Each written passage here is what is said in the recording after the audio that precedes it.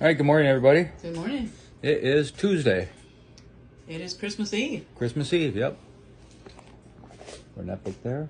For all those celebrating today, please drive carefully and Hope the weather is good wherever you are, that you Right. can travel safe. Today, Jesus tells the parable of the rich fool. Luke chapter 12, starting at verse 13.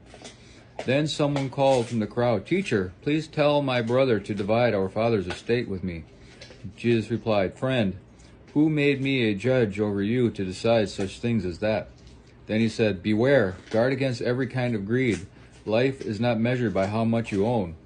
Then he told them a story. A rich man had a fertile farm that produced fine crops. He said to himself, "What should I do? I have no room for all my crops." Then he said, "I know, I will tear down my barns and build bigger ones. Then I'll have enough room to store all my wheat and other goods. And I'll sit back and say to myself, 'My friend, you have enough stored away for years to come. Now take it easy, eat, drink, and be merry.' But God said to him, 'You fool, you will die this very night. Then who will get everything you worked for?' Yes, a person is a fool to store up earthly wealth, but not have a rich relationship with God." And now the commentary. Problems like this were often brought to rabbis for them to settle. Jesus' response, though not direct to the topic, is not a change of subject. Rather, Jesus is pointing to a broader issue, a correct attitude toward accumulation of wealth. Life is more than material goods. Far more important is our relationship with God. Jesus put his finger on the questioner's heart. When we bring problems to God in prayer, he often responds in the same way, showing us how we need to change and grow in our attitude toward the problem. His answer is often not one we were looking for, but is more effective in helping us trace God's hand in our lives. Jesus says that the good life has nothing to do with being wealthy, so be on guard against greed, desire for what we don't have. This is the exact opposite of what society usually says.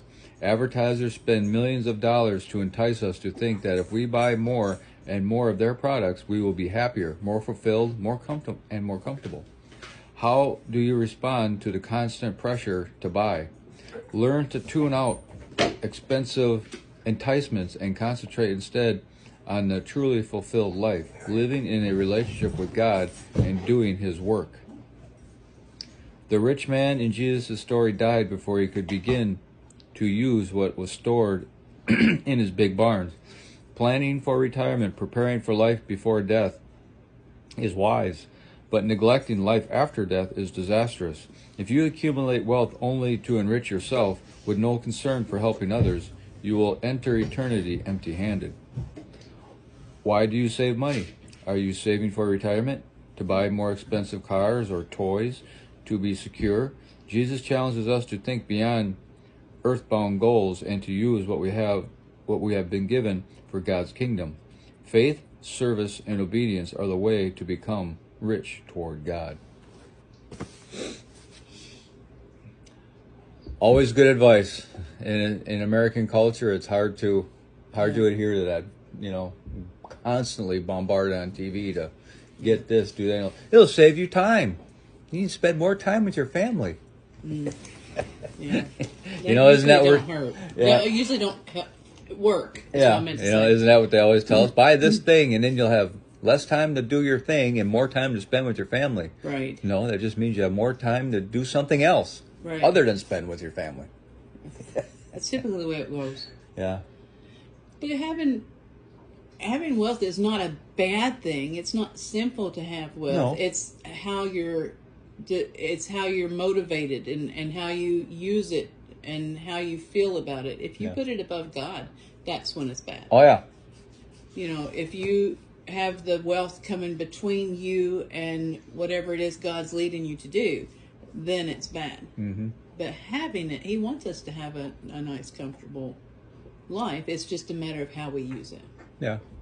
And to be honest, he never said your life is going to be comfortable. No. If you follow me, because obviously the apostles and the saints back in those days were, He actually said it was going to be quite the It's opposite. going to be quite difficult. People right. are going to reject you because of me. Yep. You're going to have to pick up your cross and follow me. Mm-hmm. You know, you're going to have to live your sacrifice daily. I mean, he said quite the opposite. Yeah.